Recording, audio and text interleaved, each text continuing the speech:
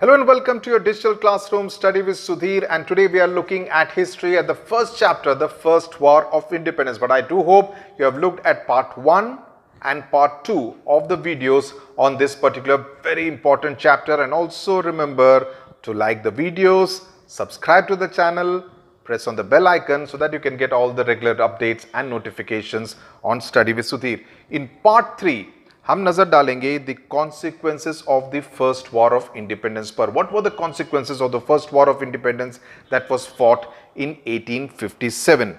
Now, even though the uprising, the mutiny of 1857 was largely controlled by the British, the consequences were very far and wide for the British rulers, because it brought about far-reaching changes as far as the India social and political life were concerned. तब की राजनीति पर इसका बहुत बड़ा असर पड़ा.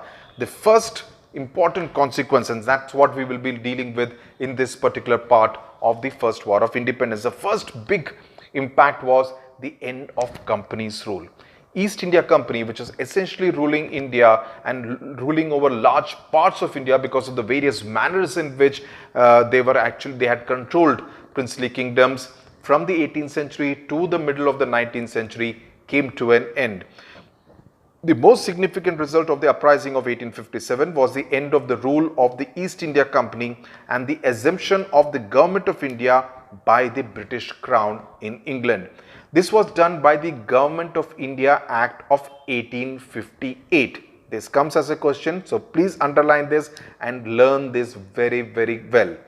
This was done by the Government of India Act of 1858, which had the following provisions. So, the control of India passed from the East India Company directly to the British Crown. It transferred the power to govern India from the East India Company to the British Crown. The directors of the company and the Board of Control, which actually controlled India earlier, now the power was to be exercised by a Secretary of State for India, and who was to be aided and helped and advised by a council. Okay, so a Secretary of State for India will now be in charge for whatever was going to be happening in India, and he was going to be aided by a council. The Secretary of State was to be assisted by the council, which will have 15 members. Okay, and 7 of them were to be elected by the Court of Directors, and the 8 of them will be appointed by the Crown, that is the Queen. Then the Governor General was also given the title of the Viceroy or the Crown's personal representative, and Lord Canning was the first Viceroy under this Act. Okay, Lord Canning was the first Viceroy under this Act. The Governor General was also given the title of the Viceroy, so it was the same thing. The second important consequence of the First War of Independence was the Queen Victoria's proclamation. This also comes as a question. I remember in my daughter's case, it came in one of the pre-board examination papers in the month of January, and she got it wrong. The Queen's proclamation, and it's always a good idea to do very well and at least work hard as far as the pre-board exams are concerned, because it gives you an idea about how well prepared you are and what else you need to do in order to ensure that you are able to score that 100 marks in the history paper. The Queen's Proclamation, I'm assuming that you will get 20 in the project. The Queen's Proclamation incorporating the transfer of governance from East India Company to the British Crown was made public in Allahabad on November 1, 1858. I'll repeat, Queen's Proclamation, जिससे कि east India company से British crown की तरफ एक तरह से transfer of power का ऐलान किया गया था, that was made public in Allahabad on November 1, 1858 by Lord Canning, who was the first viceroy after this end of the company's rule. The proclamation promised, and what did the proclamation promise? And that was a question asked, that the government of India would follow a policy of non-intervention in social and religious matters of India. जो पहले गलती की थी उससे सीख ली अंग्रेजों ने.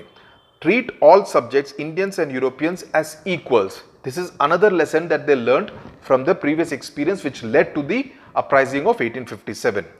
Grant a general pardon to all those who had taken part in the War of Independence, except those who were found guilty of having killed Britishers. बाकी सभी लोगों को माफी देने का भी निर्णय लिया गया. Fourth, do its best to advance industries in India. Okay, so ये 4 प्रमुख जो पार्ट्स हैं the proclamation of the queen's proclamation के, ये आपको याद रखने होंगे. So please remember these points 1, 2, 3, 4. Write it down as keywords so that you will be able to remember, because the Queen's Proclamation in 1858 November can come as a 2-mark question. It can also be part of a larger question. The third was, the consequence was the end of the Mughals completely and also the Peshwas. With the death of Bahadur Shah Zafar II, who was deported to Yangon in present-day Myanmar, the Mughal dynasty came to an end. And Nana Sahib, the last Peshwa who was living in Kanpur, he subsequently fled to Nepal from Kanpur after the 1857 uprising ended. So the office of the Peshwa also came to an end. So एक तरह से जो मुगल साम्राज्य और मराठा साम्राज्य, जो दो प्रमुख big kingdoms were there in India before the Britishers came, both came to a complete end. Then किस तरह के रिलेशंस रहे जो प्रिंसली स्टेट्स के साथ, जो काफी सारे स्टेट्स थे जैसे हैदराबाद हो, जूनागढ़ हो वगैरह. The policy of annexation and doctrine of lapse were abundant, जिससे कि वो लॉर्ड डेलोजी के तहत एक तरह से कब्जा किया गया था, उसको एक तरह से रोका गया, उसको खारिज किया गया. So the relations with princely states also improved. But in 1856 queen Victoria, जिनकी तस्वीर है यहाँ पे, उस तस्वीर को आप देखिए, उस तस्वीर को देखकर भी लेकर भी इस तरह के क्वेश्चंस पूछे जा सकते हैं, 2 मार्क के या लंबे मार्क के, ज्यादा मार्क के भी, 4 मार्क के questions. In 1876 queen Victoria assumed the title of the Empress of India. Okay. The Indian princes willingly became junior partners or agents of the British crown because they were promised that they would continue as the rulers of the state. So एक तरह से अपने kingdom पर राज्य करने की अनुमति उन्हें दी गई, लेकिन एक तरह से कंट्रोल ब्रिटिश क्राउन का रहा, and they agreed to treat Queen Victoria as the Empress of India. 5वां consequence, the policy of divide and rule, जिसके बारे में हमने मुस्लिम लीग के चैप्टर में भी विस्तार से पढ़ लिया है.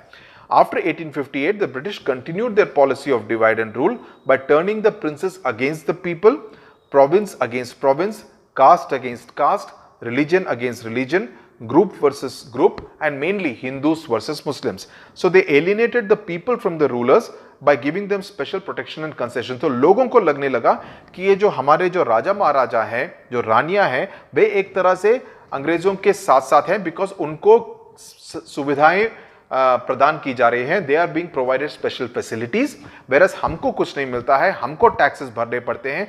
तो एक तरह से जो रूलर्स थे और लोगों के बीच में एक तरह से डिवाइड ज्यादा बढ़ गया. So this was part of the general divide and rule policy. उसके तहत caste versus caste, religion versus religion, province versus province के बीच में भी काफी सारे एक तरह से डिवाइड एंड रूल की पॉलिसी अंग्रेजों ने शुरू कर दी. And they encouraged the feeling of hatred and ill feeling among the Hindus and Muslims, so they could never challenge the British Empire together, because उन्होंने ये जान लिया कि 1857 की लड़ाई में हिंदुओं और मुसलमानों ने एक साथ मिलकर लड़े because of the immediate cause of the Enfield rifle. Understood? Then the sixth consequence of the first war of independence was the racial superiority. Racial superiority से क्या मतलब है? The British believed in their racial superiority. उनका मानना था कि अंग्रेज are superior to the Indians and they thought that a social distance was to be maintain. एक तरह से दूरी बरकरार रखनी चाहिए to maintain their authority over the Indian. तो इसकी वजह से क्या हो गया? कई सारे रेलवे कंपार्टमेंट, कई सारे होटल, कई सारे क्लब, कई सारे restaurant, they became reserved only for Europeans.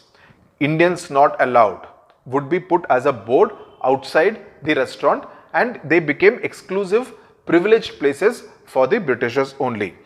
Then एक तरह से the British also dubbed all Indians as unworthy of trust, because 1857 की जो म्यूटिनी थी उसके बाद उनको लगने लगा कि भारतीयों पर विश्वास नहीं किया जा सकता, ये विश्वासघात कर सकते हैं. They can cheat us, I mean they can stab us in the back. I mean at least that's how the Britishers saw the Indians. So the British dubbed all the Indians as unworthy of trust and subjected them to insults and humiliation. In fact, the entire structure of the Indian government was remodeled and based on the idea of a superior race, that is the Britishers as the superior race.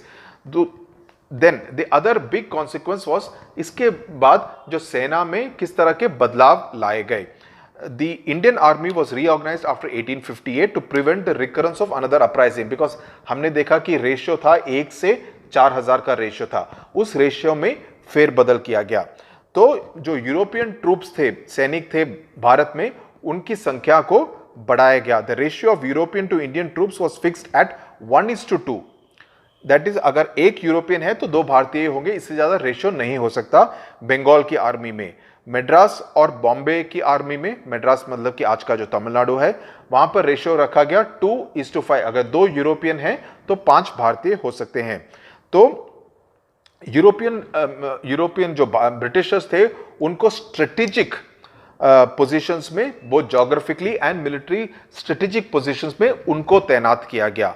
इसके साथ साथ जो sophisticated जो जितनी भी weaponry थी, वे कभी भी भारतीय सैनिकों को नहीं दी गई, और इसका पूरा दारोमदार ब्रिटिश सैनिकों को ही दिया गया।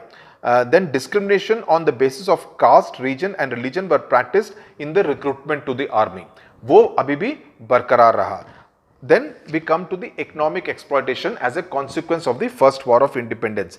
India was turned into a typical colonial economy, exporting raw material and importing finished goods. ये तो अभी भी चलता रहा, उससे उसमें कोई बदलाव नहीं आया, बल्कि ज्यादा होने लग गया। The salary and allowances of the Secretary of State and the 15 members of the Council were a large drain on the country's resources. यानी कि भारत से उनके लिए उनकी जितनी भी तनख्वाह थी, perks and allowances, everything was from the Indian as a territory. The peasants were impoverished, that the farmers were impoverished under the British rule. और इंडिगो जो किसान थे बिहार के, उन्होंने 1866 और 1868 के बीच में एक तरह से विरोध किया, और हैंडीक्राफ्ट, स्पिनिंग वगैरह के उनके जो जीवन में किसी भी तरह का अच्छा बदलाव नहीं आया, और एक तरह से पूरी तरह से कोलैप्स हो गया। और इंडियंस हैड टू पे large interest and dividends on the British capital invested in India. उसके ऊपर उनको टैक्स भरने लगे इंटरेस्ट के रूप में।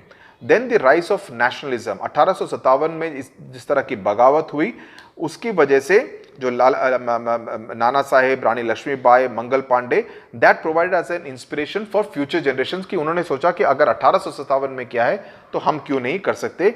और हिंदुओं के और मुस्लिम्स के बीच में एक तरह से डिवाइड एंड रूल की वजह से एक तरह से the gulf started increasing between the two. So this is what happened in the third part of the first war of independence. So मेरे आपसे विनती ये है, my advice to you would be students, that you need to look at all the 3 parts, because we have done it extremely comprehensively.